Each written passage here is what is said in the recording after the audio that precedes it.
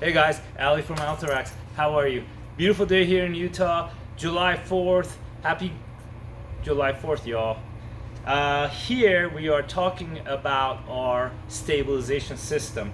We created a unique stabilization system for our racks that is common across all our racks. So what I'm going to show you is going to work for no matter which rack you purchase, you have in the future or now. If as long as we have this stabilizer system in it, this is the way you mount it. So our hitch is going to be internally outfitted with one of these. This is an internal block stabilizer with 3 holes threaded to 5/8 thread.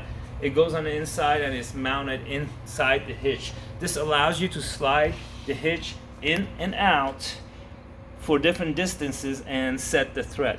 It's really important when you start threading this is to thread by hand and not use a tool, because you can cross thread this with the bolt and this. So let me go over that. I kind of just mounted it in. I'm going to take the bolt out.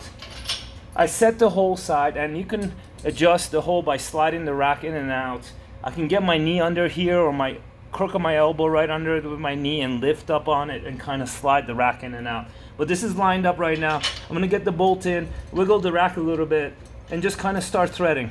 And you want to keep wiggling the rack and get that thread going, and it'll go all the way right there. Grab a 15/16 wrench right here and tighten that. And these want to be super tight.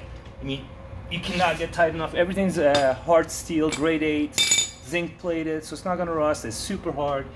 Now the external. This is the most questions we get. So on the external, I'm gonna show you this one. Our external is basically a lever.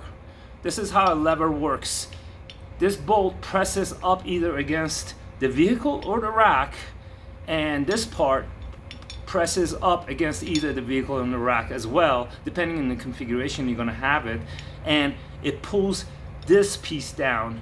So this is the sleeve and this is the plate. That's what I'm going to reference it. So the sleeve pulls down and in turn pulls the rack down, which stops any kind of up and down movement.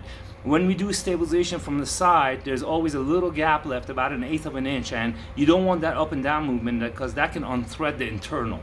That way, this baby pulls the rack down and creates a solid state that doesn't allow for any up and down movement or unthreading of the internal stabilizer.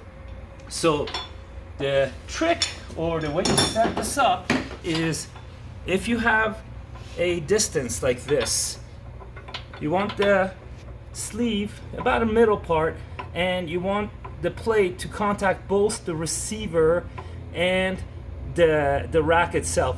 I have this reversed, as you've seen, if you have seen this in the assembly video, this is in reverse fashion. And when I say reverse or rotate the plate in the emails, this is what we mean. Is basically, if you have this huge offset, especially with the Excel hitch, sometimes you get the bolt here, but this plate doesn't reach the rack itself. So no matter how much tightening you do, it's not gonna contact the rack, so it's not going to do what it's supposed to do. This way, when you have this huge offset and the rack is sticking out, especially if you're running on a truck and you need to get that tailgate down, so you're going to have that rack pulled back, which is fine.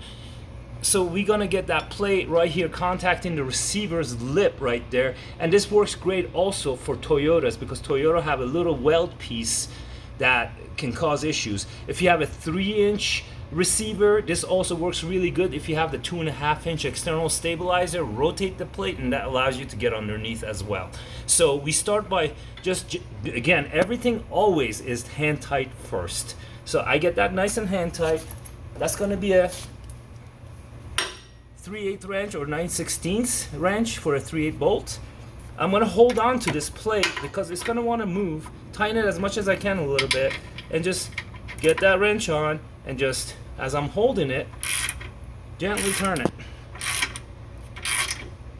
And you don't have to crank on this too much, and you can test the up and down super easy by standing up. And this rack is just in the sub-assembly, but because this is at this stage, you can even install the rack and finish the rack assembly on here if you wanted to.